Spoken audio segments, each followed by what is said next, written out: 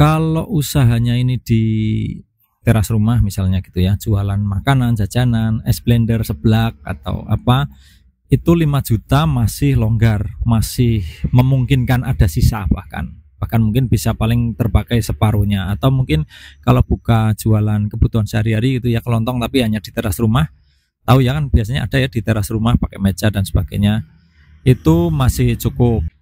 Tapi kalau bentuknya sebuah toko tentu harus terlihat seperti toko pada umumnya, yaitu barang-barang juga harus ada etalase di situ, harus ada rak di situ, harus ada meja di situ. Tapi ya kalau meja masih opsional ya. Tapi kalau kayak rak, kemudian etalase, lampu yang cukup, penerangan itu juga harus diadakan dengan modal 5 juta. Kita lihat aja hitungannya, kita bikin hitungan yuk teman-teman. Nah, di sini saya sudah bikin tulisan di atas kertas supaya teman-teman gampang memahami, mudah-mudahan ya. Nah, ini ada apa saja yang dibutuhkan secara sederhana, yang simple, yang pokok ketika kita baru mau buka toko. Ini formatnya sekali lagi toko. Jadi ya kita butuh tempatnya, tokonya. Nah, ini tokonya tadi sudah ada ya. Berarti tidak butuh biaya lagi, 0 biayanya. Nah, kemudian rak barang.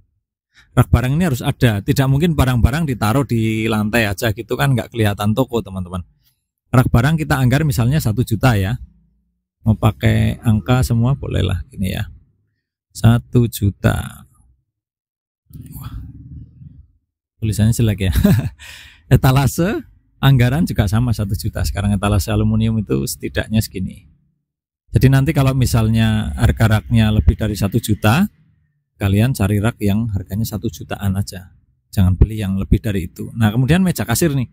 Meja kasir, kalau misalnya ada meja di rumah, ya udah deh, nggak usah pakai meja di rumah. Atau opsional, nggak pakai meja kasir dulu, nggak apa-apa. Kan ada etalase, ya nulis-nulis bisa di atas etalase. Oke. Tapi kemudian kita butuh juga banner. Banner ini buat apa? Supaya orang tahu ada warung, ada toko ya. Sorry, sekali lagi toko. Misalnya ada namanya gitu kan, jadi tahu toko sembako ABC misalnya gitu, atau toko alat-alat listrik ABC. Jadi orang baca lihat ini toko apa, toko sembako, toko alat listrik, toko air mineral misalnya gitu, ABC gitu ya.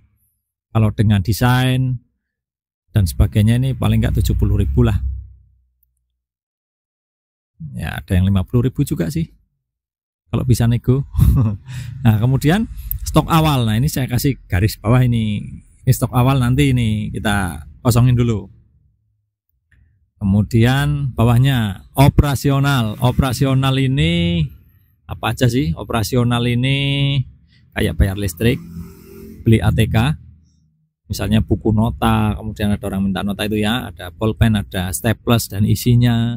Mungkin butuh plastik-plastik, kantong kresek untuk membungkus barang-barang yang dibeli oleh pembeli kita. Kemudian ada uang transport dan sebagainya, uang bensin gitu ya kalau ada. Nah, ini ada duitnya juga teman-teman ya, kita anggar misalnya 100.000. Ini juga kalau ini nggak wajib sih, kalau misalnya ini nggak mau masuk hitungan juga nggak apa-apa, tapi nanti ya kita hitung dulu aja. Nah, kemudian berikutnya ini ada satu lagi nih, stok lanjutan. Apa maksudnya ini? Nah, jadi gini, kalau kita jualan, kalau kita buka toko, mau jualan gitu ya, kita itu punya barang awal, stok barang awal. Kalau dijual lama-lama kan habis. Nah, kita kan harus pengadaan lagi. Dan biasanya untuk pengadaan lagi jumlahnya lebih besar. Itu tetap butuh tambahan dana, entah sedikit entah banyak. Nah, itu butuh duit untuk dimasukkan di sini, dihitung di stok lanjutan teman-teman. Atau barangkali ada lonjakan permintaan. Misalnya tadinya jual gula per hari lakunya 2 bungkus. Nah, kemudian setelah jalan 1 bulan, setiap hari lakunya 10 bungkus. Nah, kan kita butuh stok lebih banyak. Kalau stoknya hanya 2 bungkus terus per hari, ntar kurang gitu kan. Nah, ini butuh duit juga di sini. Nah, kita hitung dulu. Tadi kan kita cuma punya duit 5 juta. 5 juta kalau untuk beli rak barang 1 juta, etalase 1 juta, ini udah 2 juta ya. Berarti duitnya tinggal 3 juta. Terus buat bikin banner sama ini 170.000, 3 juta kurangi 170.000, ketemunya 2.830.000. Wah, 2.830.000 ini harus kita bagi. Ini yang buat bikin belanja stok barangnya teman-teman. Jadi kalau komposisi yang pernah saya bikin itu 40-40-20. Artinya 40 untuk modal awal, 40 untuk stok yang lanjutan dan 20 untuk operasional. Tapi karena ini uangnya terlalu sedikit, nanti kalau dibagi dengan cara itu, stok barang di awal cuma dapat sedikit teman-teman. Jadi paling enggak kita harus ngalah ya, dalam hal ini hitungannya agak negotiable gitu. Jadi katakanlah begini, kan tadi sisanya 2.830 ya, 5 juta dikurangi ini semua. Jadi yang 1.830 ini kita pakai untuk pengadaan stok awal, stok barang awal. Aduh, nulisnya agak susah nih, jadi nolnya agak aneh gitu ya.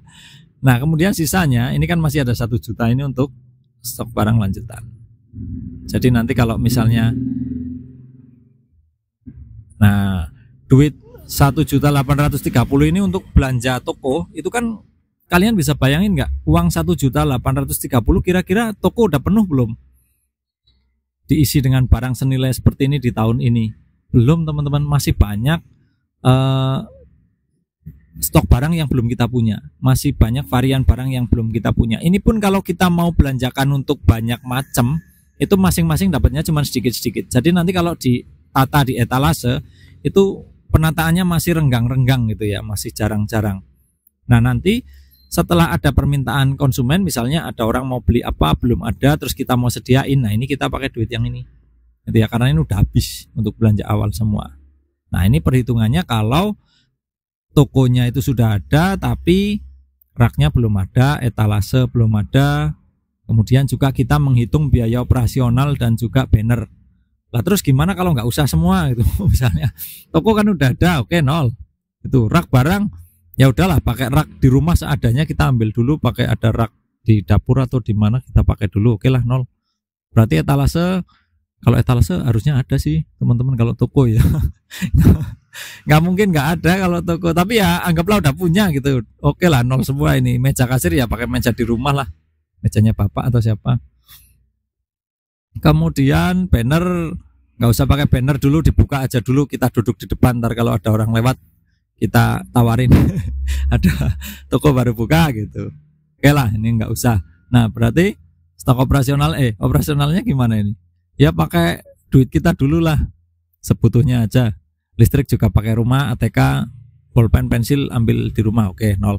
Nah berarti tinggal intinya buat modal barang aja gitu ya.